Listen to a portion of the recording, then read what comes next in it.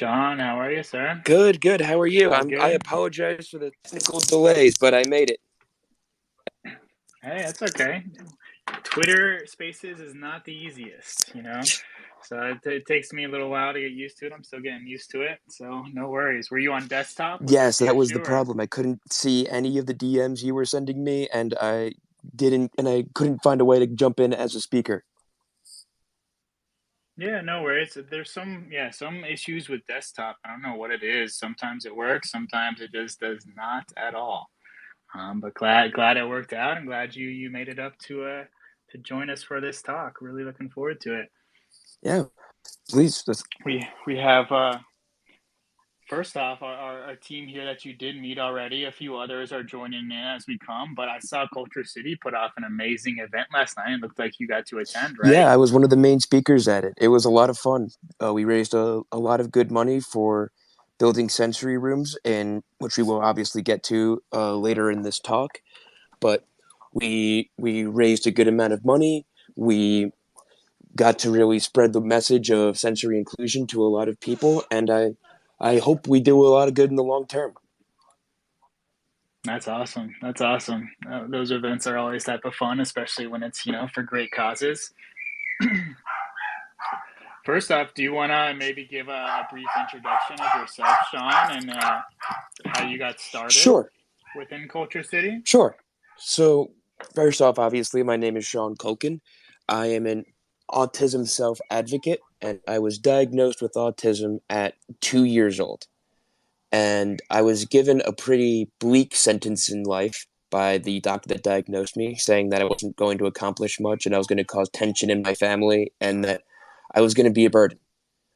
I didn't know personally that I was autistic till I was 13, but it sort of made sense to me that I was autistic.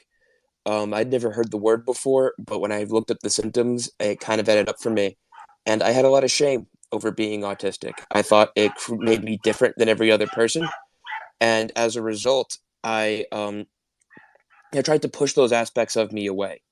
I tried to hide who I was. I tried to be a different person, take everything that I thought about me that was autistic, bottle it up, and cut it out of me. And what that really led to was a lot of depression and self hate. Culture City really helped show me that I could be different than that, that I could express myself in a healthy way and be able to come to terms with myself and be a voice not only for myself to advocate for my own needs and my own goals in life, but to advocate for others and to give other people the platform to be able to speak about the not only the injustices but the services that they need in order to live like healthy, successful lives.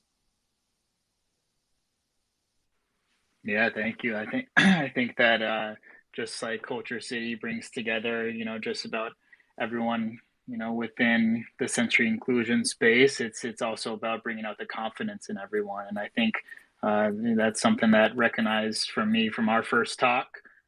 Is how it brought out the confidence in you. And what I found pretty interesting was that first meeting you and Julian had right at school, and he asked you to join the team right away. How did that go down again? Oh yes. So I was when I was in college, I was in a program for autistic students, and it was at Adelphi University, if anybody wants to know, and then after I graduated the program, I got asked to speak at the opening of the sensory room, the first sensory room on a college campus.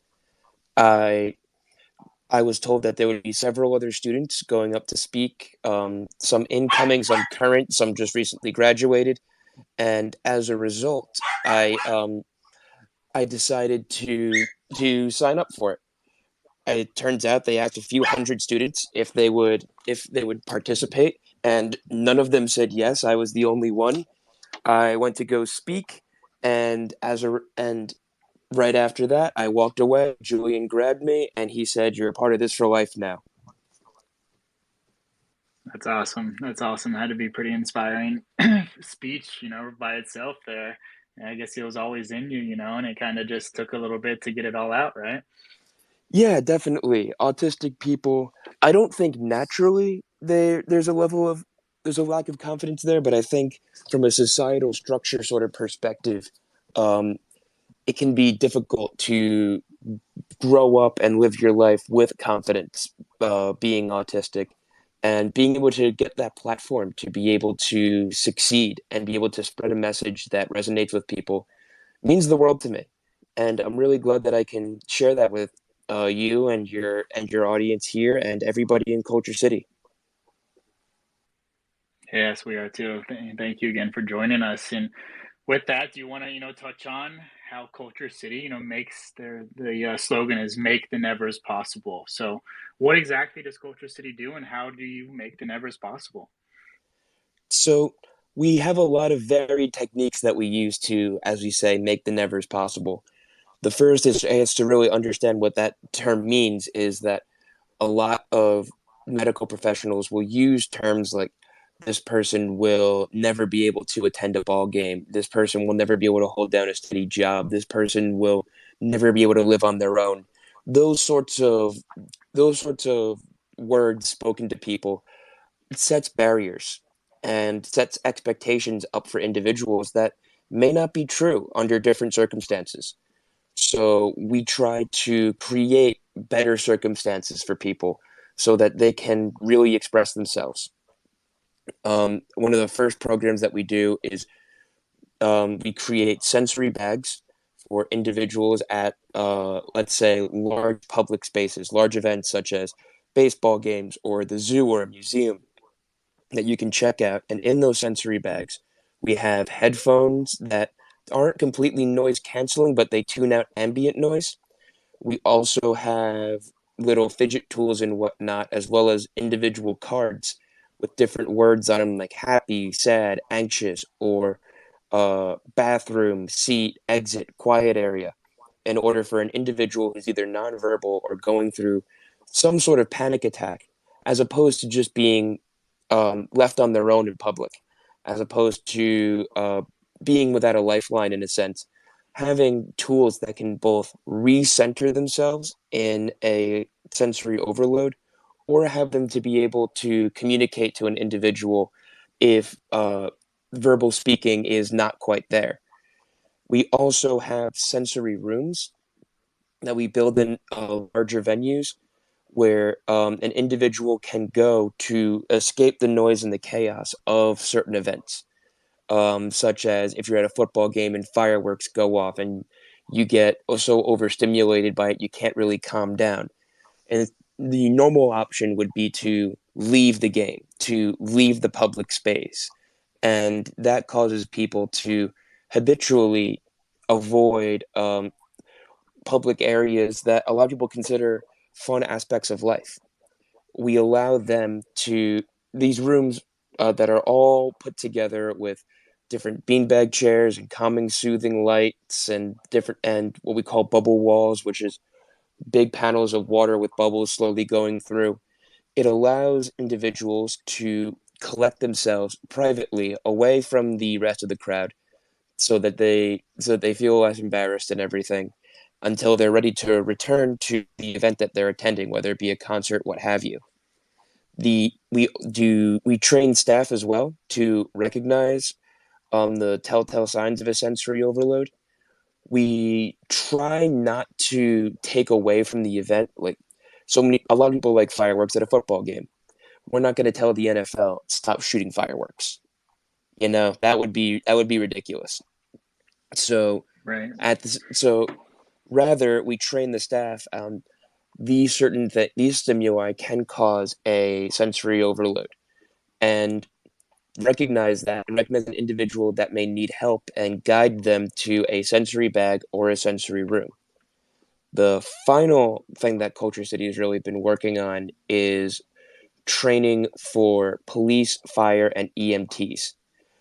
Police, fire, and EMTs are often very overlooked when it comes to sensory inclusion.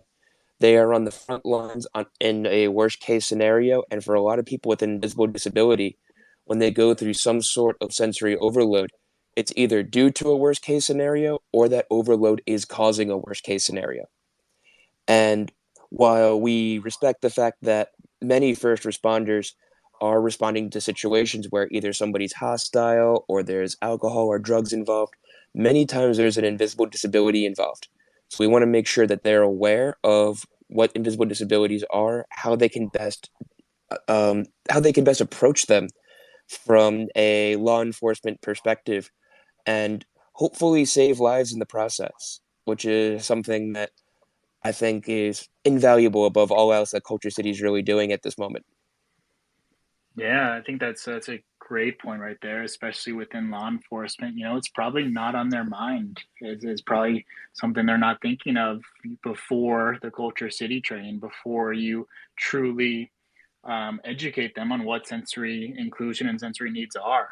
I have quite a few friends within the academy, police, FBI, all of the above, and you know, this is something that I'm going to bring to their attention and make sure that uh, you know their communities are educated because it's huge. It could, like you said, save lives. That's a huge step for everyone, and is to be just sensory aware. You know, and that's why I wanted to partner with you all. Luckily, Dominique, you know, came to me early within this opportunity, and bringing you all on is something that's we want to just make more available for everybody within the Web3 space, but also just in general. You know, it's not just about Web3. It's about getting everybody to be sensory inclusive. Um, do you want to hit on uh, how autism can affect different situations? You know, I know there's different types and different causes, and not everybody will be the same. Do you have a specific example that you know maybe you do know of a life saved because of you know this education that was brought about beforehand? Sure, sure. So the first thing I want to say is that obviously, as an autistic man, and during Autism Awareness, Acceptance, Inclusion Month, it is so. Like, I am extremely biased towards autism, but the sensory inclusion is not just about autism. It's also about PTSD, dementia, and even visible disabilities that have invisible aspects, such as Down syndrome and other similar conditions. Now, that being said, um, so we partnered with the LAP, not the LAPD, the Salt Lake City Police Department was the first one that we launched with the Culture Cities training. And over the past year, we have 27 lives that they have reported that officers have wrote down saying that if they did not have their Culture City training, they think the outcome would have occurred very differently. Wow. So we have data that we are collecting in terms of lives directly saved. But there's also a lot of different aspects of how you can view the importance of sensory inclusion. Um, while obviously a physical, literal life saved is an important one, we've also partnered with programs to fight injustice, where we've seen legal cases where individuals on the autism spectrum were not properly represented. Their disabilities were not properly represented in court, and we've been fighting. Specifically, the one that comes to mind is Matthew Rushin, was given a 50-year sentence for a non-fatal car accident, which you can look into the story for yourself. It's too long to go into here, but we helped get him a conditional pardon out of prison. Um, so you can count that as a different way of viewing a life saved. But even on top, 100%. but even on top of that, just quality of life as well. I know many individuals that even though they may not check out a sensory bag or go into a sensory room to the point where it is a physical data point that we could log in, there's a lot of individuals who they they feel more comfortable participating in something knowing those resources are there. They feel that I treat it like a trapeze artist. The trapeze artist is banking on the fact that they can do their entire act without touching the net, but you better believe that they're going to demand the nets put in place before they even attempt it. And I think that ties into Web3 pretty well because it's not just a matter of ensuring a sensory overload is dealt with properly in Web3. It's also a matter of individuals having the confidence to participate in it in the first place, to know that they're included and that they're thought about and that there's a plan for them in this larger developing sphere that you and so many others are working on. Oh, 100%. You know, a big thing about hospitality is anticipating the guest needs, you know, and that includes everybody. You know, we might know exactly what's going on the inside, but we have to have resources available to, you know, treat whatever is going on. And part of that is having a sensory inclusive room within the metaverse, within our hotels. Having a Discord that's available for sensory needs. You know, we have a Discord channel that is slowed down, so it's not too much information at once. And we also have information on top of that channel that includes how to react with emotions. You know, so that's like you said, very very important to anticipate in a hospitality perspective, anticipate the guest needs, knowing what could happen and having a plan for that. You know, and that's exactly what we're all about within the hospitality industry and how we want to involve everybody. Exactly. And there's difficulty that comes along with that, in that no two people with an invisible disability experience it the same way. That someone could be overstimulated, they could say by light, but it's not all light. It's a specific frequency or a specific flashing of light. They can be overstimulated by sound, even senses that don't typically get mentioned, like the vestibular and proprioception, the other senses that aren't in the popular five that were taught when we were very young, can really play a role in it. So sensory inclusion isn't just a matter of being able to pick out an individual and tell them what their plan is. Say, you come in and you have an invisible disability, here is what we're going to do with you. It's more of a matter of being open and willing to be incorporated into their plan, to be able to set up, as you said, to meet the needs of the individual. I can't tell you the amount of times going into places where they would say that people would say that they understood a disability, blah blah blah. Okay, like they just need this, this, and this, and we can't bring them near here. You know, those sorts of like very matter of fact, very checklist mentality that almost tries to diagnose the individual without their consent in a sense. And I think one of the important things to recognize is that in order to respect the individual, you need to be a part of their team. And I really see your hospitality group really taking that challenge head on. It's not an easy one, but it's a very rewarding one to take on. And I think that the more people understand that, the better results we're going to see. Oh, 100%, you know, and that's why we wanted to bring you on to the spaces and have, you know, a month dedicated to autism acceptance. I think it's very, very important, yeah, because everyone has a lot of learning to do. You know, it's something that, you know, me personally, I haven't had to experience any type of those situations, but now I am more prepared. Now we know how to anticipate those needs within our guests in our Web3 spaces. So yeah, it's important to gradually learn. You know, we started this partnership with Culture City with Julian and with Neek that brought us in to bring sensory rooms to the space, but we needed a little bit more from that. And Sean got involved, and it kind of helped our team and everyone understand the needs a lot more. And we've adapted our Discord, adapted our spaces, or adapted our rooms within the metaverse to again anticipate those needs. And then comes the personalization experiences too, with you know the name cards and knowing, I guess you don't really know, but just having that available to you know personalize each experience, anticipate the needs where you know you don't have to ask a bunch of questions, you just have it available. So that's something that we're going to always be going back and forth of, always evolving to be ready for any situation. Exactly. I think the most important thing to realize is that what Culture City provides, um, what the training as well as all the other products that we have out, they're all tools that can be implemented in different ways to cater to an individual.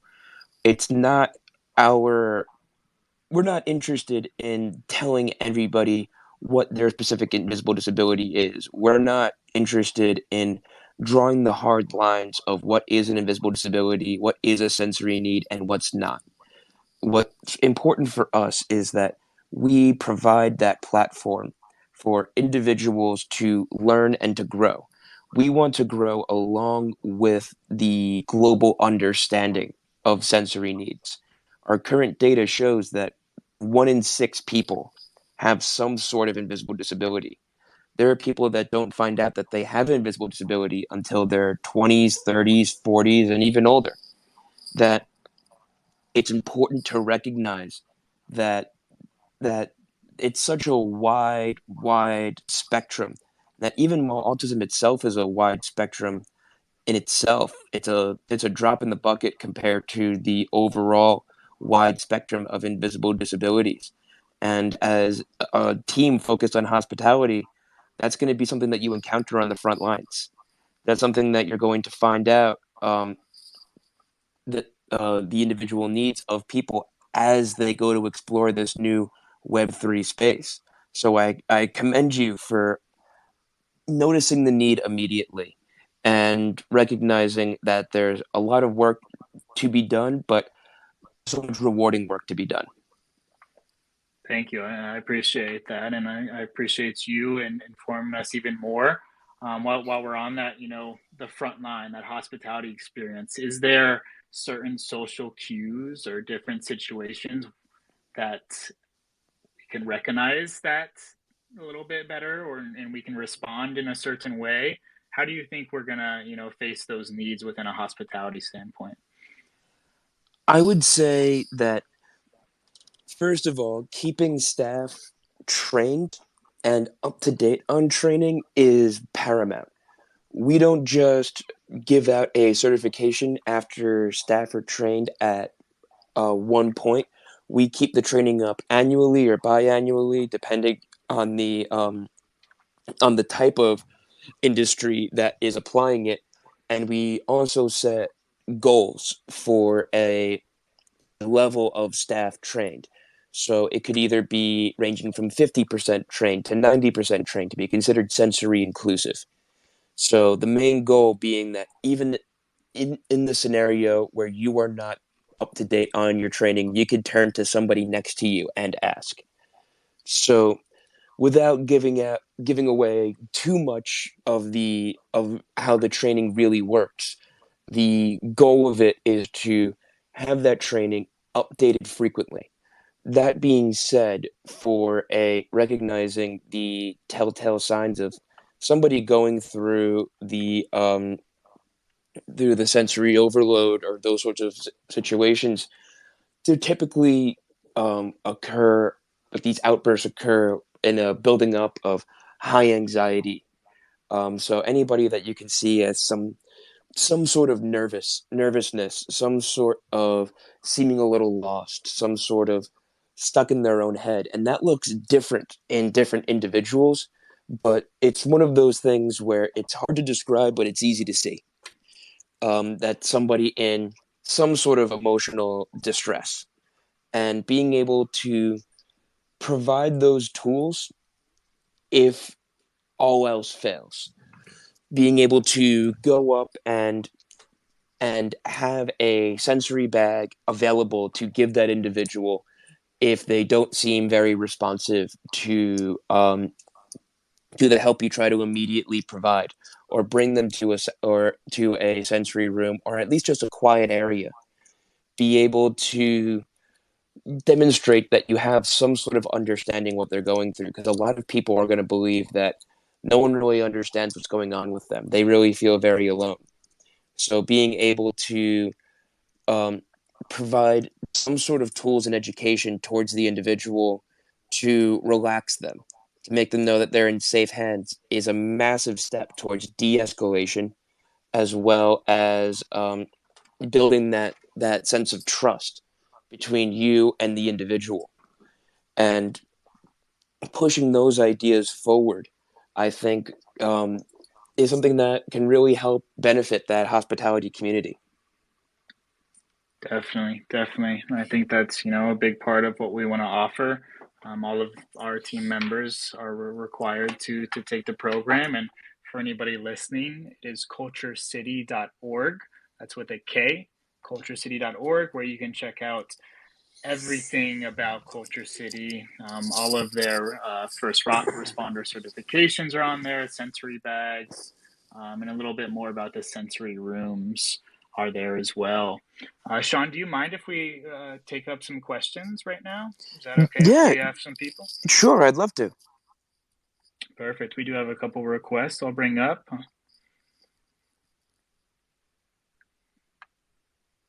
Callum, how are you today? Did you have any questions for Sean or just want to jump up? You are on mute at the moment, by the way. Sorry, are you talking to me? Yes. How are you? Oh, yes, wonderful. I just saw this pop up. I don't know how long you guys have been talking, but I'm autistic myself, and I wanted to add to the conversation. But it seems like Culture City has it all sorted out, which is lovely to hear because a lot of people get this wrong. Supporting autistic people, and I just want to shout out Culture City because I'm a big wrestling fan.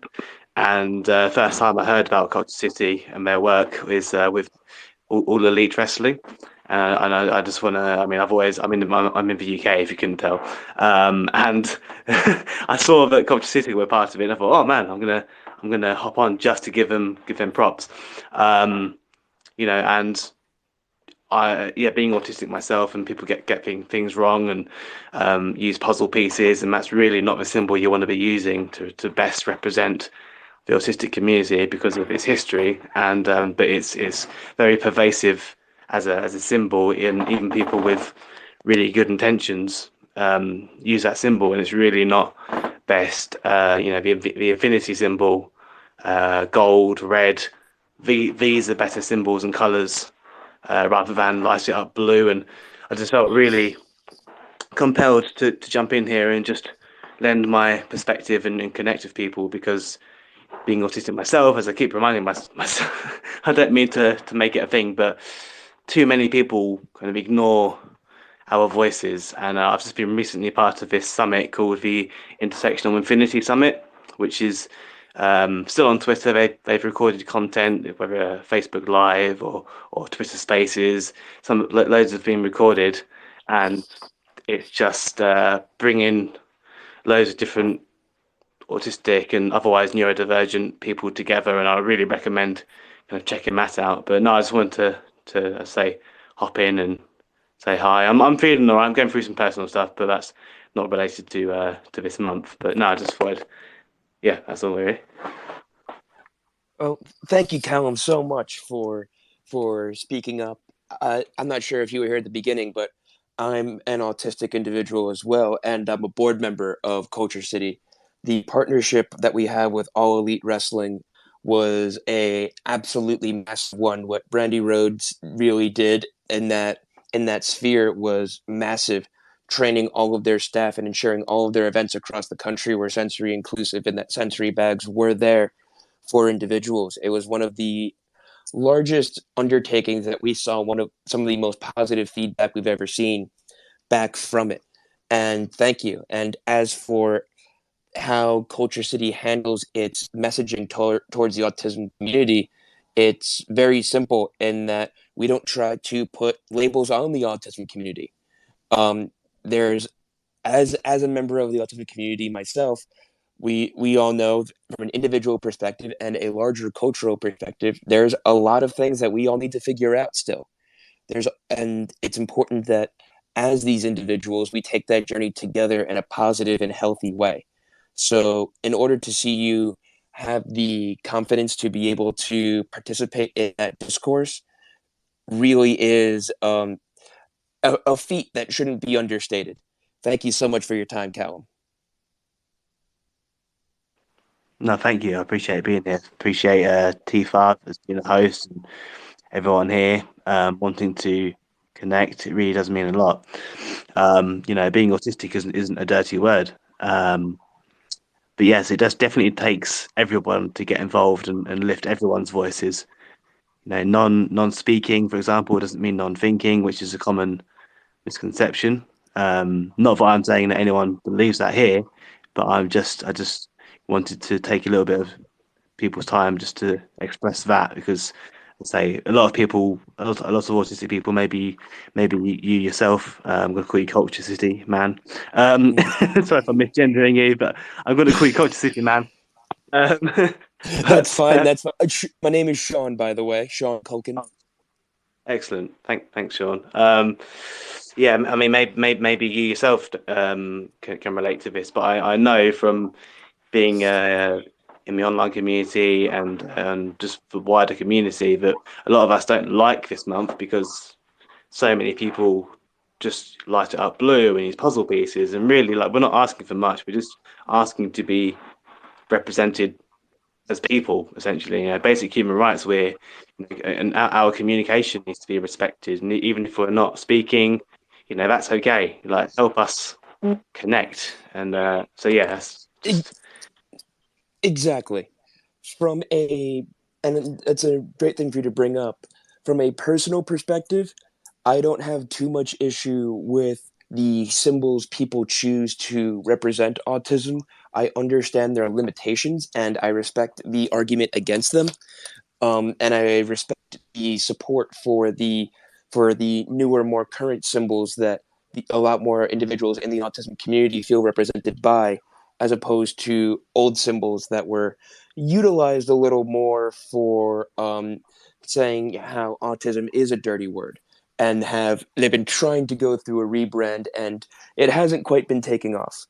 Um, what what I try to do, just as an advocate, as with a voice that could being amplified by Culture City, is just sort of take everybody from their understanding of where they are. You know, that they're the amount that people know about autism ranges massively between individuals, and it's super important, at least to me, um, to be able to meet them where they are and say, okay, there are some outdated ideas here, but let's work with those. I try to avoid things like saying the don't do this, don't do that, because it can sometimes be a little restrictive towards people's creative expression. But I totally respect the opinion that you're coming from, and I think it's very important to remind individuals to focus on the individuals and the not only the needs but what we can do as a larger community combined together. For sure. And I think that just to hit off your point there, Callum and Sean, it is fully about education. Some people might be coming in with the wrong mindset, maybe with the wrong idea, just because they haven't experienced it, and that's why we wanted this partnership to truly educate everyone within not only the Web3 space but beyond. As a hotel guy, as a hospitality guy, my mindset is to anticipate each and everybody's needs as the same. So someone who may come to the hotel and need, say, a baby crib is the same as someone who's going to come to the hotel and may need a sensory room. We're going to have everything available at once. And and need it as necessary, and be able to recognize the signs as if it is needed. And maybe we might not have had that opportunity before meeting Culture City and knowing exactly, what is needed within that sensory room or within that sensory bag. And that's when the education comes into place. And it's very, very important to just educate, and that's where we're at right now. Yeah, definitely. I think that education is difficult because there is that sense of ideologically that um, if you remove decades of context of how autistic individuals are represented, and even now sometimes how autistic individuals are represented, and be able to start from that perfect platform, the there'd be so much that we can accomplish. but I think that can be said about any sort of movement of any kind. Um, it's difficult to be able to go through those individual journeys and to grow, and then to sort of look at the outside world and realize that the rest of the world needs to adapt to these these growing understandings as well. And that's what makes that's why I try to capitalize on any opportunity that I can to convey the importance of sensory inclusion, um, just so that we can ensure that more and more voices get out there. And to your point, Callum, there are individuals, plenty of individuals, that can communicate in some way that's outside of verbal speaking. So I use that term communication and voices a little with a broader intention, not really truly as specific as it sounds, but trying to get the opinions and experiences of so many forward, because I think as a collective, there's so much that we can accomplish while taking in the perspective of autistic individuals. Oh, for sure. There's always something to take in, always something to learn. Does anybody else have any other questions for Sean at the moment? Well, Sean, if there's anything else you want to touch on, I think you've been extremely knowledgeable. We definitely appreciate you coming up to speak with us today and learning more about Culture City, autism, and your background yourself is quite impressive. So once again, thank you for coming on. Thank you. The last thing I'll say is that you can donate to Culture City by going to culturecity.org. You can also recommend places that you would like to see as sensory inclusive. Some of our most important movements that we've gotten have come from outside individuals reaching out to us directly, asking if they could have areas nearby them made sensory inclusive. Sometimes even even areas that push the creativity a little forward, push us a little farther. That's how we got from stadiums to hotels to police and fire training, was from individuals that really communicated forward where they would like to see our services and how they would like their needs addressed. So please go to culturecity.org. We have more information there. You can sign up for trainings, donate, and recommend places that you would like to see made sensory inclusive. Thank you so much for your time, Tommy, as well as the Metaverse hospitality team. It's an absolute pleasure to be talking with you today. Yeah, thank you again, Sean. It has been a pleasure. We are definitely going to uh, support Culture City as a partnership for the long term. But we are definitely about education this month, Autism Acceptance Month. Next week, actually, our artist, our creative director for Metaverse Hospitality, he actually does have autism, and he's going to speak on his experiences, his setbacks, and how he's flourished as an artist. Being able to accept the fact that he does, and move beyond um, not seeing as any setbacks. So we're excited for this month and for the future partnership within Culture City. Excellent. Can't wait to listen next week. Thank you so much. Awesome. Thanks for tuning in, guys. We'll catch you next week at 4. All right. Goodbye.